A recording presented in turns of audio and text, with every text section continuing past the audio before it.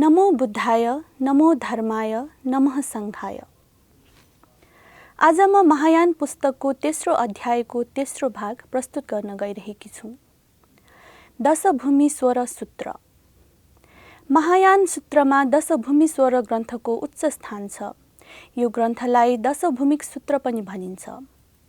यो ग्रन्थमा बोधिसत्वका दशभूमिहरूको विस्तृत वर्णन पाइन्छ। ती भूमिमा क्रमशः अधिरोहण गर्दै बोधिसत्व बुद्धत्व प्राप्तिसम्म पुग्न सक्ने यस ग्रन्थमा बताइएको छ। धर्मरक्षले सन् 297 मा यसको चिनिया अनुवाद गरेका थिए। यसबाट यो ग्रन्थको प्राचीनता, लोकप्रियता र प्रामाणिकता हृदयङ्गम गर्न सकिन्छ। महायानका 10 आर्य भूमिहरू प्रमुदिता, विमला, प्रभाकरी, अर्चिस्मती, सुदुर्जया, अभिमुखी, दुरङ्गमा, अचला, साधुमती र धर्ममेघा हुन्। प्रमुदिता धर्मको अभ्यासको फलस्वरूप सम्बोधि उपलब्ध हुन सक्ने तथा अनन्त सत्वहित हुन सक्ने देखेर यस भूमिमा साधकलाई तीव्र हर्ष उत्पन्न हुन्छ। बुद्ध धर्मलाई जाने, बोधिसत्वचर्या पालन गरे, पारमिताहरू पूरा गर्दैछु भन्ने भावले बोधिसत्व हर्षित हुने हुँदा यस भूमिलाई प्रमुदिता भनिन्छ। जगत सत्वलाई चाहिएको कुराद्वारा मद्दत गर्छु भन्ने व्यक्तिलाई अरूहरूबाट लाभ सत्कार पाऊँ भन्ने आशा हुँदैन। आत्मदृष्टि नहुने हुनाले मरण भए पनि हुँदैन। अत ऊ सधैँ हर्षित र प्रमुदित भएको हुन्छ। यो भूमिमा बोधिसत्वले दान, प्रिय वचन, परहित सम्पादन एवं सर्वधर्म समता यी कर्महरू गर्छ। यो भूमिमा बोधिसत्व जीविका भए, निन्दा भए, मृत्यु भए, दुर्गति भए तथा लज्जा भए यी 5 भयबाट मुक्त हुन्छ। विमला यो भूमिमा साधक सबै प्रकारका दोषरहित हुने हुँदा यसलाई विमला भनिन्छ।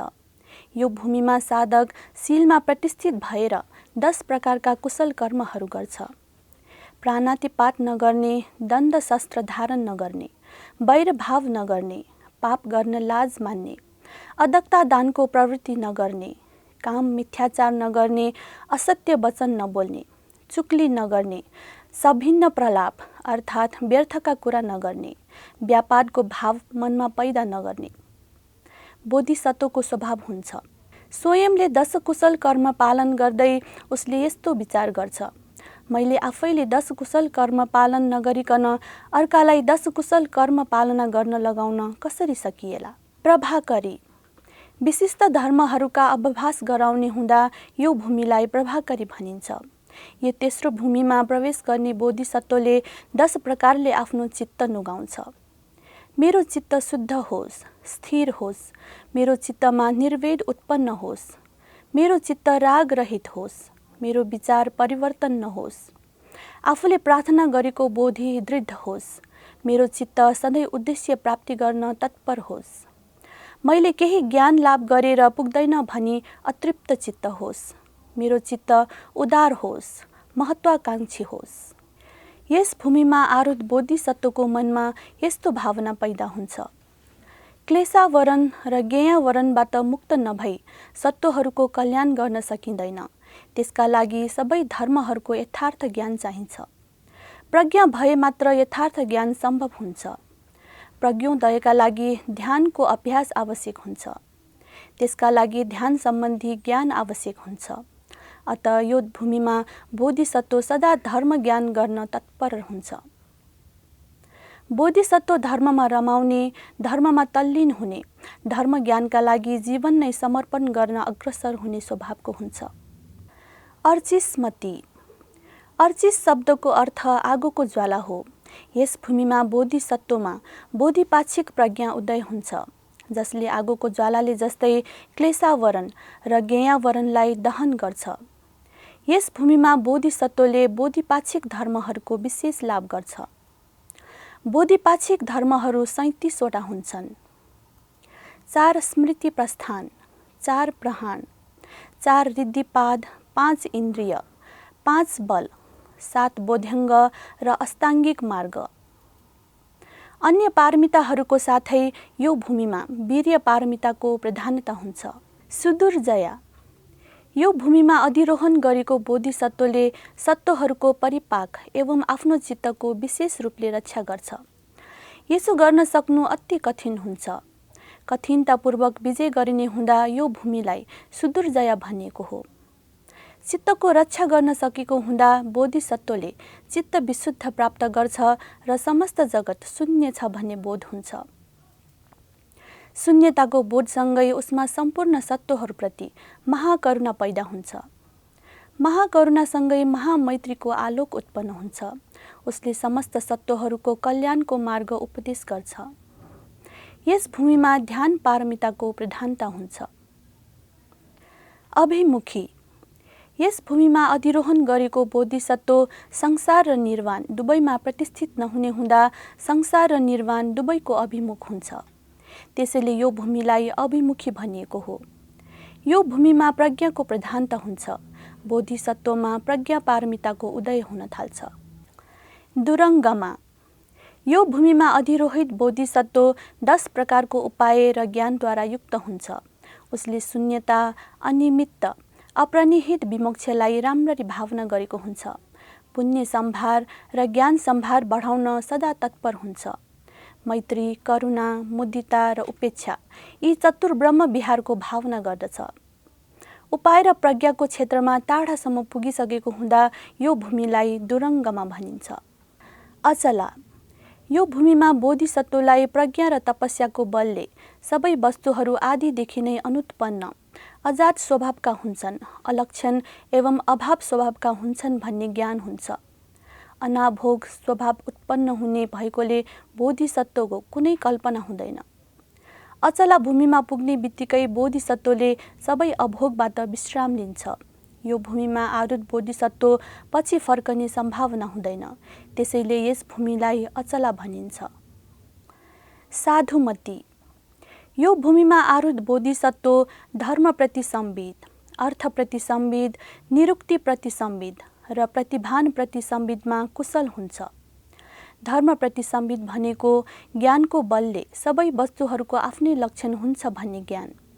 अर्थप्रति संविद मार्फत धर्मका विभागहरूको ज्ञान। निरुक्तिप्रति संविद मार्फत धर्महरूको अविभक्त देशना तथा प्रतिभान प्रति संविद मार्फत धर्मको निरवच्छिन्नताको ज्ञान।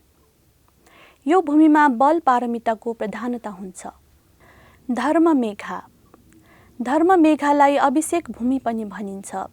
धर्मरूपी आकाश अनेक समाधिमुख एवं अनेक धारणीमुख रूपी मेघ सहित यो भूमिमा व्याप्त हुने भएकोले यस भूमिलाई धर्ममेघा भनिएको हो।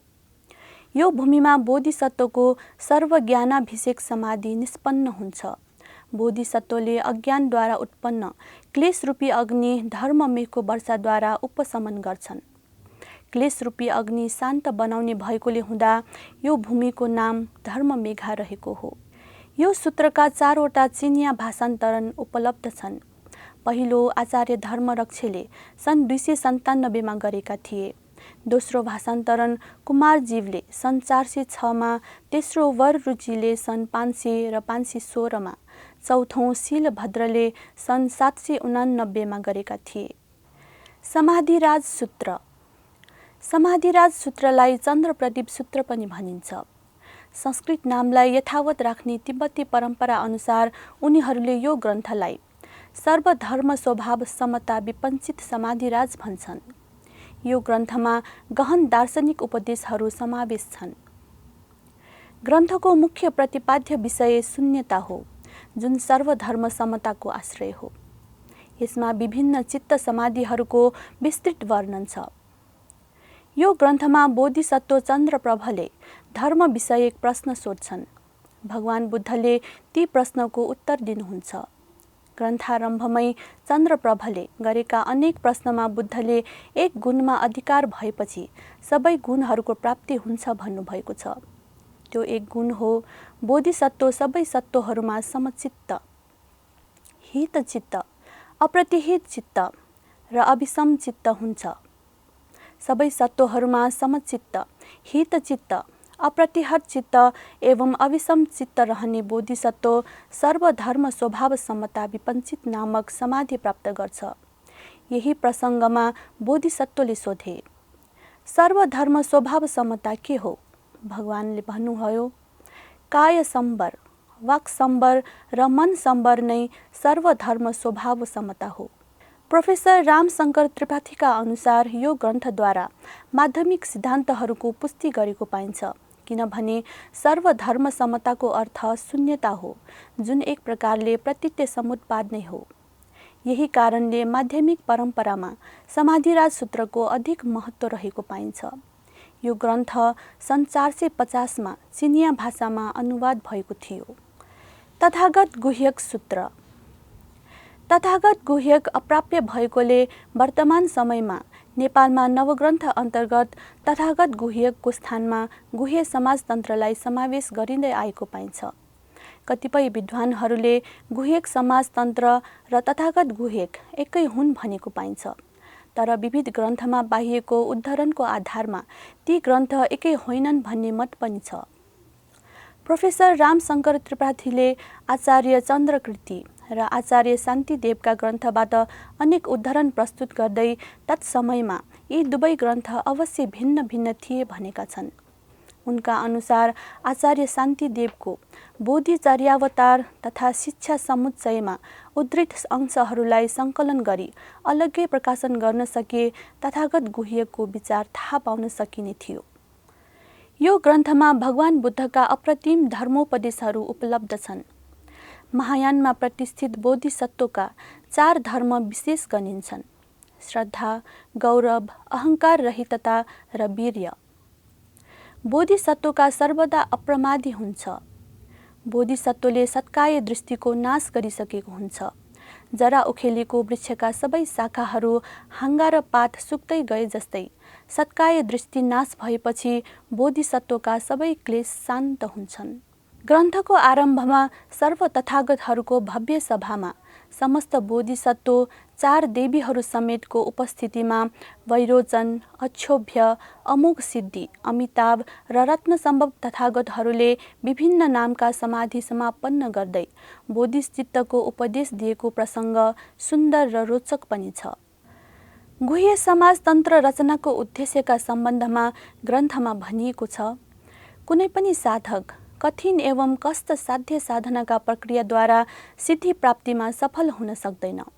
यद्यपि ऊ आफ्ना समस्त मनोकामनाहरूको सन्तुष्टिद्वारा सहज रूपले सफल हुन सक्छ।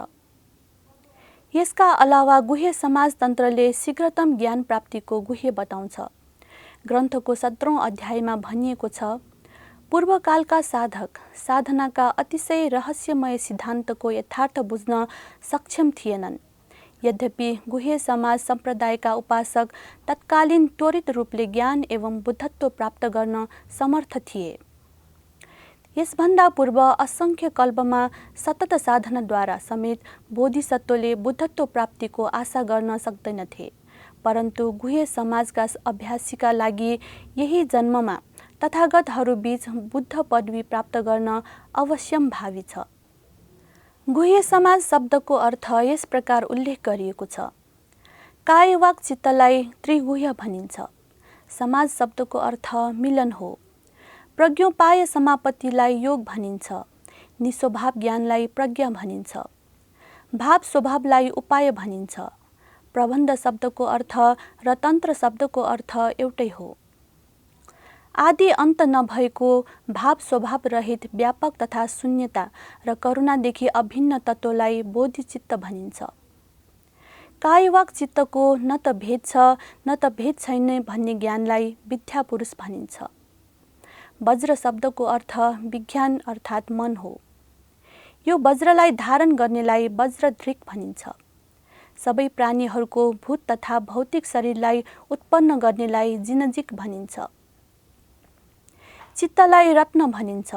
वेदनालाई जान्ने मत नै रत्नधृक भनिन्छ। लक्ष्य र लक्षणको स्वभावले सर्वत्र रमाइलो मान्नेलाई आरोलिक भनिन्छ। उत्कृष्ट ज्ञानलाई प्रज्ञा भनिन्छ।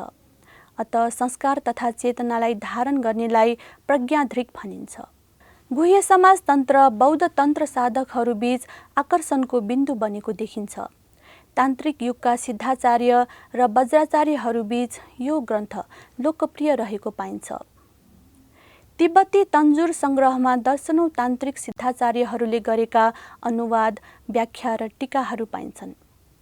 गुह्य समाजका प्राचीन व्याख्याहरूमध्ये गुह्य समाजतन्त्रका एक सम्पादक स्वामी द्वारिकादास शास्त्रीले नागार्जुन, शान्तिदेव, कृष्णाचार्य र रत्नाकर शान्तिका व्याख्या उल्लेखनीय मानेका छन्। यो ग्रन्थ सन् 930 र 1000मा चिनिया भाषामा अनुवाद भएको थियो। सद्धर्म पुण्डरिक सूत्र। सद्धर्म पुण्डरिक सूत्र महायान वैपुल्य सूत्रमध्ये एक महत्त्वपूर्ण र पवित्रतम सूत्र मानिन्छ। पुण्डरिक शब्दको अर्थ कमल हो। बौद्ध दर्शनमा कमललाई पवित्रता र पूर्णताको प्रतीकका रूपमा मानिएको छ। फोहोर र हिलोमा उत्पन्न भएर पनि कमल हिलोमा लिप्त हुँदैन। दुःखै दुःख र क्लेशै क्लेशले युक्त लोकमा उत्पन्न भएर पनि बुद्धत्व प्राप्त व्यक्ति लोकदोषहरूले लिप्त हुँदैन। यही अर्थमा यो ग्रन्थको नामाकरण सार्थक छ।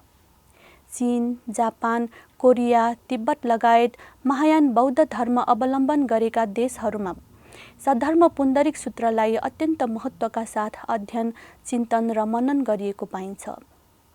ती देशमा हरेक बौद्ध धर्मावलम्बीले यो सूत्रलाई आदर, सत्कार र पूजा गर्छन्। ती देशमा सद्धर्म पुण्डरिक सूत्र पवित्रताको प्रतीक मानेका पाइन्छ। चीन र जापानमा आचार्य कुमारजीव कृत सद्धर्म पुण्डरिक सूत्रको अनुवाद सबैभन्दा लोकप्रिय छ। यही सूत्रमाथि आचार्य वसुबन्धुले सद्धर्म पुण्डरिक शास्त्र नामको टिप्पणी लेखेका थिए। सबभन्दा पहिला यो ग्रन्थको चिनिया अनुवाद सन् 223मा भएको थियो। आचार्य बोधिरुचि र आचार्य रत्नमतले यो कृतिको अनुवाद सन् 508मा चिनिया भाषामा गरेका थिए। सद्धर्म पुण्डरिक सूत्रको दोस्रो अध्यायमा उपाय कौशल्यको बारेमा बताइएको छ। त्यसमा भनिएको छ, यस अध्यायमा भगवान बुद्धले आयुष्मान सारीपुत्रलाई आफ्नो उपाय कौशल्यको विषयमा उपदेश दिनुभएको छ तथा यो कुरा बताउनु भएको छ कि भगवान बुद्ध भिन्न भिन्न प्राणीहरूको चित्तको गहिराइमा गएर उक्त प्राणीहरूको मानसिक क्षमता तथा मानसिक अभिरुचिलाई ध्यानमा राख्दै नै धर्मलाई विभिन्न प्रकारले उपदेश दिनुहुन्छ। साथै धर्मको वास्तविक तत्त्वलाई सम्यक बुद्धले मात्रै जान्नुहुन्छ। उपाय कौशल्य। सद्धर्म पुण्डरिक सूत्रको एक अध्यायमा उपाय कौशल्य प्रयोग गरिएको एउटा प्रसङ्ग उल्लेख गरिएको छ। कुनै मानिस बाहिरबाट आफ्नो घर आइपुग्दा घरमा चारैतिरबाट आगलागी भएको देख्छ। बाहिरैबाट उसले आफ्ना बालबच्चाहरू घरभित्र खेलिरहेको पनि सुन्छ। ऊ हतार हतार घरभित्र पस्छ र खेलिरहेका छोराछोरीलाई घरमा आगो लागेको हुँदा तत्काल बाहिर निस्कन भन्छ। तर खेलमा रमाइरहेका बालबालिकाहरूले बाबाको कुरा सुने पनि ध्यान दिँदैनन् र खेलमै व्यस्त हुन्छन्। तब उक्त मानिसले एउटा उपाय सोध्छ। उसले बालबालिकालाई भेला पारेर भन्छ, आज हामी घुम्न जाने हो। बाहिर रङ्गीचङ्गी ध्वजा पटाकाले सजाएको रथ आइपुगेको छ। तिमीहरू यहाँबाट छिटो ढिलो नगरी बाहिर निस्क र आँगनमा रोकिरहेको रथमा चढिहाल। यस्तो सुनेपछि बालकहरू हतारिँदै रथ चढ्न बाहिर निस्के। आँगनमा रङ्गीचङ्गी रथ त थिएन, बरु एउटा सामान्य गोरुगाडा थियो। त्यो देखेर बालबालिकाको उत्साह सेलायो। तर बाहिर निस्केका सबैले घरमा भीषण आगलागी भएको देखे। उनीहरू सबैले आफूलाई त्यतिखेरसम्म घरबाट बाहिर ननिस्केको भए आगोले जलाउने रहेछ भन्ने थाहा पाए र सन्तोष माने। दुःखरूपी संसारमा अज्ञानतावश भुलिरहेका मानिसहरूको चेतना जगाउन र दुःखबाट मुक्तिको मार्ग निर्देशन गर्न बोधिसत्वले अनेक उपाय गर्दछन्। उल्लेखित प्रसङ्गले ती उपायहरूको झलक दिन्छ। गन्धव्यूह सूत्र। गन्धव्यूह सूत्रलाई अवतंसक, अलङ्कार सूत्र पनि भनिन्छ। यो महायानी सूत्र ग्रन्थमा बोधिसत्वचर्याको अद्भुत वर्णन पाइन्छ।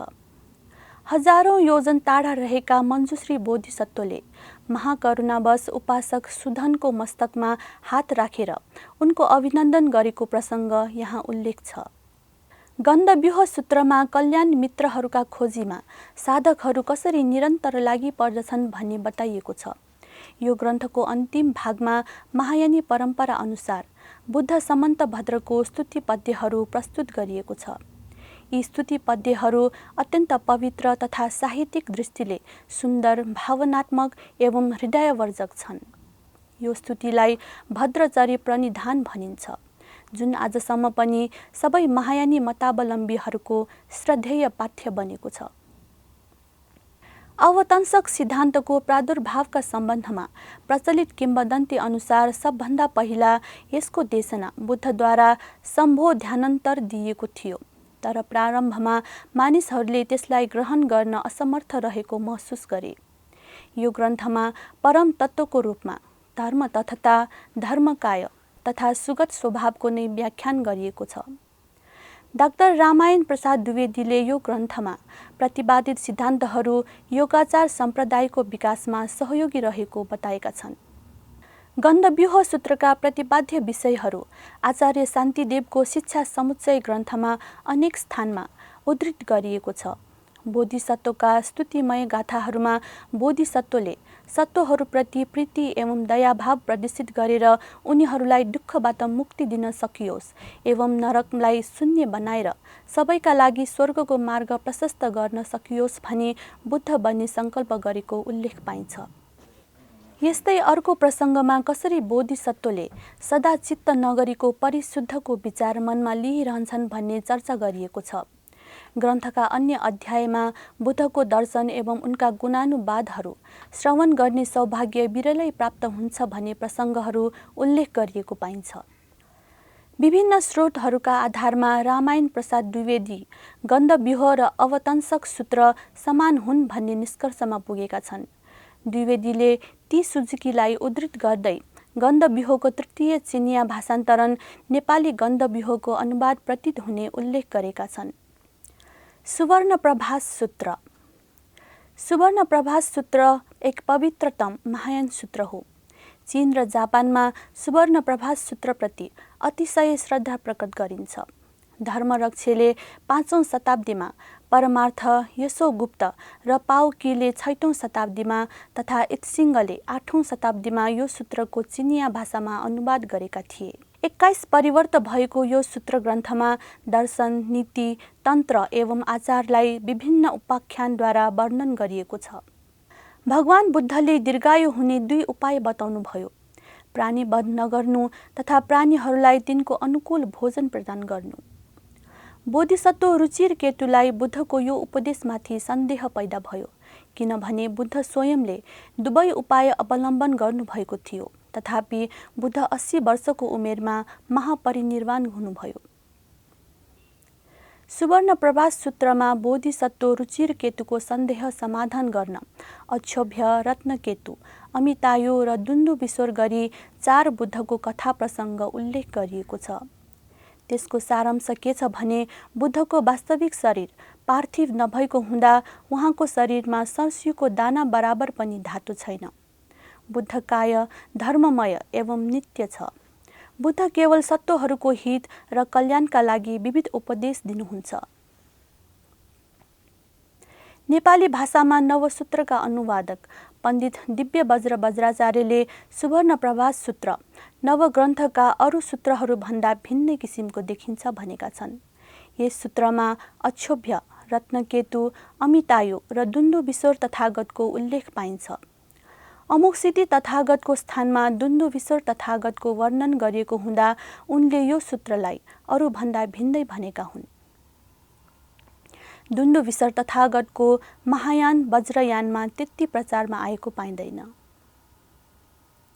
सुवर्णप्रभास सूत्रमा महायानका मौलिक सिद्धान्तहरूलाई सुन्दर गाथामा वर्णन गरिएको पाइन्छ। ग्रन्थको 19औं परिवर्तमा भगवान बुद्धले पूर्वजन्ममा बोधिसत्व अवस्थामा हुँदा सुत्केरी बघिनीको भोक मेटाउनका लागि आफ्नो शरीर सुम्पेको प्रसङ्ग उल्लेख भएको छ, जुन वृत्तान्त महायानी जगतमा प्रसिद्ध जातक कथा हो। यहाँसम्म महायान पुस्तकको तेस्रो अध्यायको तेस्रो भाग समाप्त हुन्छ। भवतु सब मङ्गलम।